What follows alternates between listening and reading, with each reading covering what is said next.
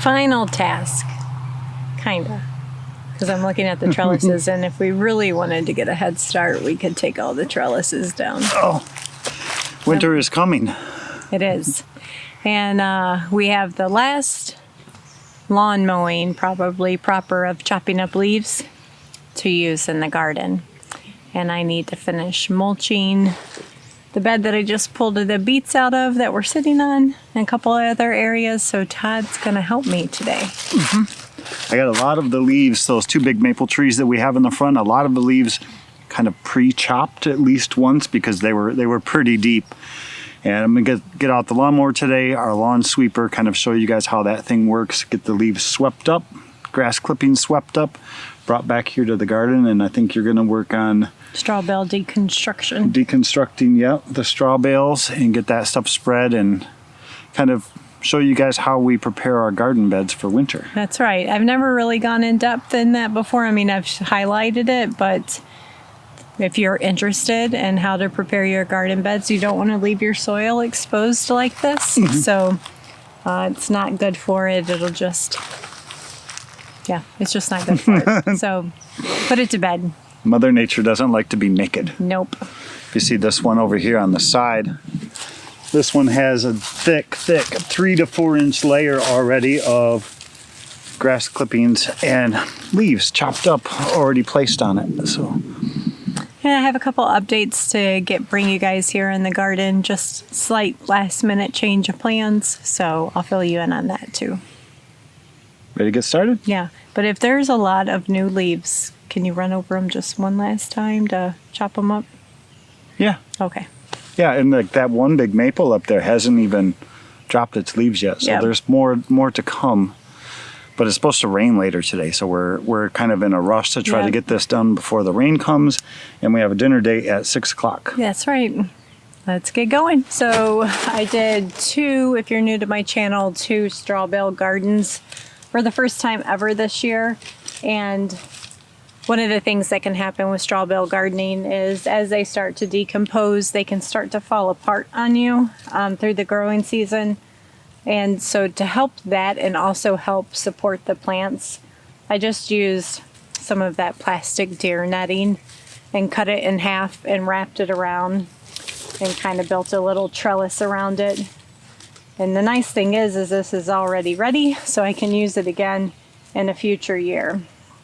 So I'm going to just take this up, and I kind of just weaved baling twine. If you guys are new to homesteading, don't ever throw this stuff away. You will use it for so many projects, I guarantee it.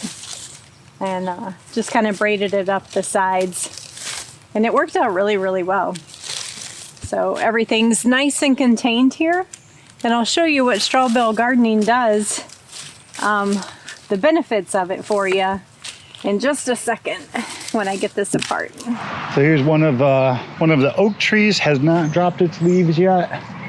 And then this is the one maple tree that I was mentioning. This one still hasn't dropped its leaves yet.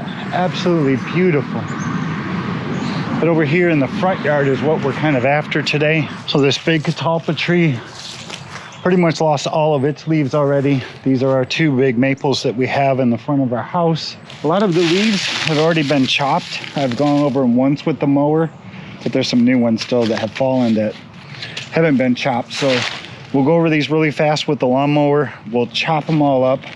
Then we'll hook up the lawn sweeper, pull behind our lawnmower, and it kind of sweeps all this stuff up into the little basket. We'll drive it in the back, and we'll give it to Rachel to put on the garden beds. So when I first started, you know, the straw is nice and fresh like this. But after aging and sitting here with all the good fertilizer and amendments and just growing conditions, it creates compost. It breaks down beautifully and just turns into wonderful biomass that I can now add to and amend my garden beds with. So a lot of this that's not broken down will just be used as mulch like that I currently have. So I'm probably going to pull some of that that's not broken down away, and then we'll shovel out all the good compost and amend some of our garden beds. So when I started this Strawbale garden, I just laid cardboard down. And you can't even see any cardboard here anymore. Just cardboard down over the wood chips. This used to be an old strawberry bed, which is what you see in some of the area where the strawberry runners are coming back. So I think I'll forever do this in my garden space, just so I have a supplement of compost at the end of the season.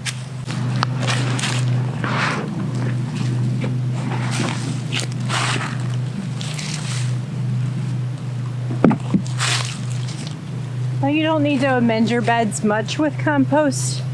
You know, a good 2 inches is plenty in the fall, because you're going to do it again in the spring. But guys, that is just amazing from that Strawbale gardening. I love it. And it was 100% passive. I did nothing with respect to making it, other than planting in it and charging those straw bales at the beginning of the year. Lots and lots of earthworms in here. So it's just going to be amazing food for my soil. And a great start for spring. So when Todd gets out here with a bunch of leaves and grass clippings, I'll dump that on top, and that'll protect this bed for the winter. I still need to do the beet bed up there, and there's quite a few places that don't need necessarily compost amendments right now, but they do need ground covering.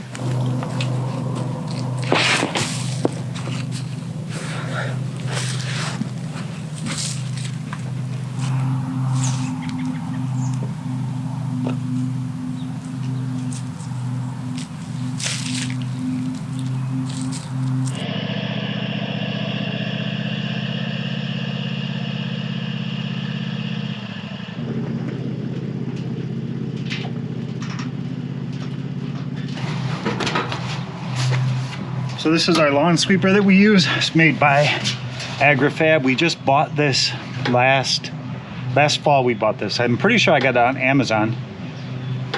40 inch, 42 inch was wide, something like that. And basically when the wheels turn, it spins this brush on the inside that flips all the leaves up into this little basket. You can drive around where you need to. This whole basket like flips up and you can dump out your stuff. But when we put it in the garden, we just use like a little tub. We'll show you once we get back there. Load it all into the tub, carry it in the garden where we need it, and dump it, because we can't really drive this all the way into our garden with our fence. So pretty simple process. The unit itself, I've been pretty happy with it. I researched them a lot. There's a lot of companies that make these things. I'm happy with this one. It did take me a little while to get the adjustment right, because you can adjust how close the brushes come to the ground, and if you get it too close, they don't really work, and if you get it too high up, they also don't really work because it's not sweeping everything. So I had to find my sweet spot based on how low I cut my grass, which I think is like setting number 4 on the little dial. Seems to work out good for us. It's low enough that it gets the stuff, but not so low that it stops the brush from actually spinning. So let's get to work, get all these leaves swept up, bring them back to the garden.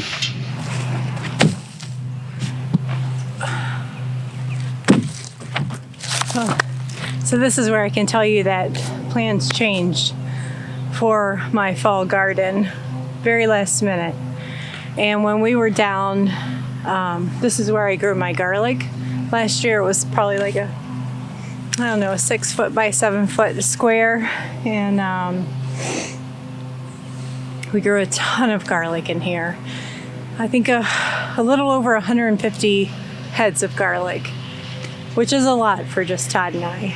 And when I was organizing the freezer the other day, getting ready to bring home that cow, I found a half-gallon bag of 2 years ago garlic still in there.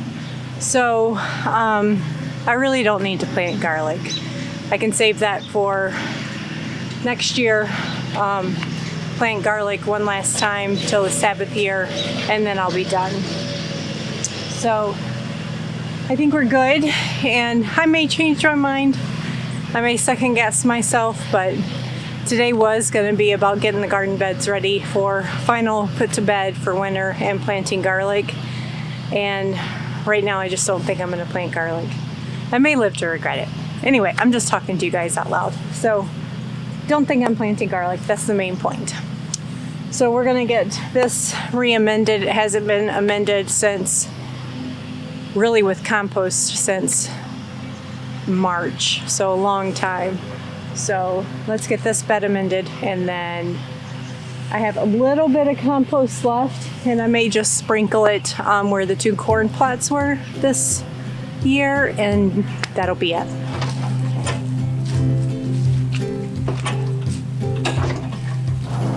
So this is what we ended up with so far. 1 whole load.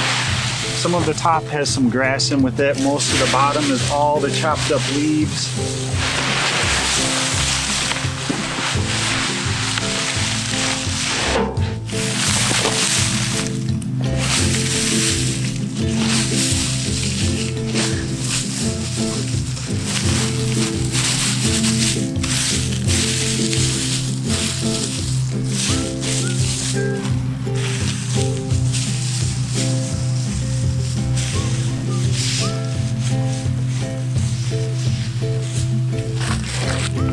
Look at the back of that board. Oh wow.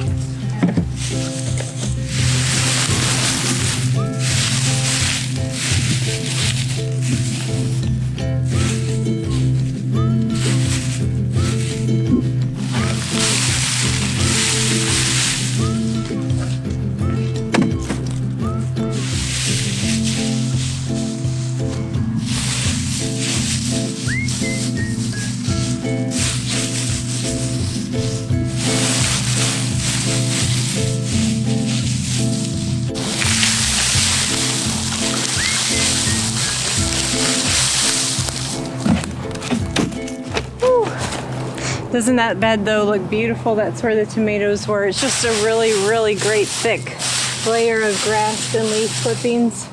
By the end of the fall, it's pretty much just grass clippings that we're getting, because at the end of the fall, it's pretty much just leaf clippings that we're getting because the grass is done growing, which is fine. But pretty much this was the last naked soil in my garden that I needed to cover. I do have a little bit more compost to go harvest, so I'm probably gonna harvest that, and I'll just sprinkle it here and there willy-nilly. And then I'm gonna show you guys how I'm gonna cover those spaces where the original Strawbale gardens were. Thanks for your help. Yeah, you're welcome.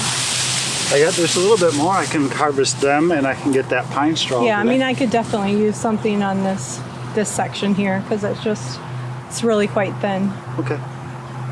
I did find we got a couple walnuts. Oh, yeah, don't want those. And I thought about asking our neighbor, because he's over mowing all his leaves, to go harvest them, but he puts so much fertilizer in his yard every year.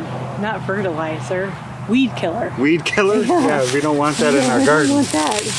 So yeah, only do this if you keep your lawn organic, non-spray. Organic, yeah. Herbicide free, yeah. Basically.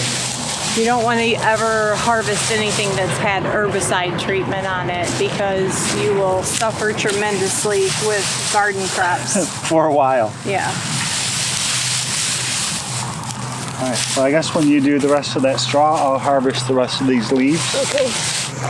This is the last little bit of compost I've got from the Strawbale gardens I got to get in.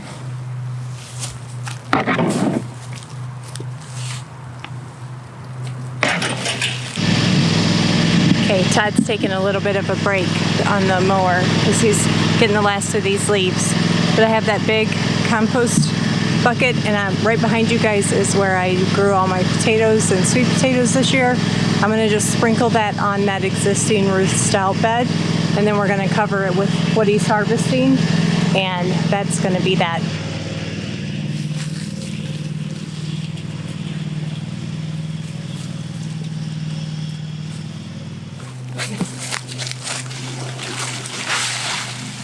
These ones are big and fluffy.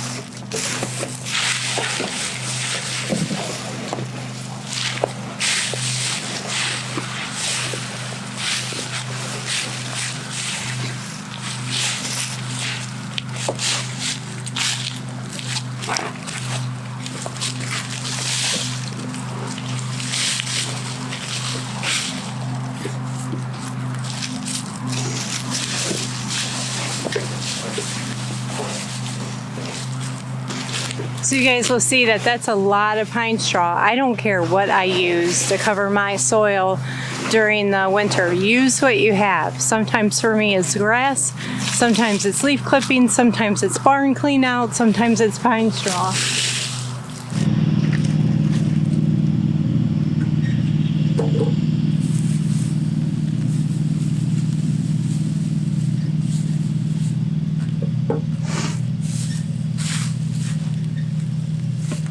Now next year, if I decide that I want to do strawbale gardening again right here, I totally can. But if I want to turn this into a garden bed, you know, amend it with a big thick layer of compost and barn clean out and grow directly in the ground, I can do that too. So this gives me a lot of options by repurposing my garden space. It was a totally fun experiment. I'd encourage you to try it. Especially if you don't have room to make compost at wherever you are, or don't have the mechanisms or even the muscle physical strength to do it. This required no strength other than harvesting it when it was done. So thanks guys for coming out in the garden with me today. I so appreciate everything Mother Nature, well, Jesus Christ and the Lord gives us to harvest, to take care of our land. So thanks, and I'll see you on the next video. Bye guys.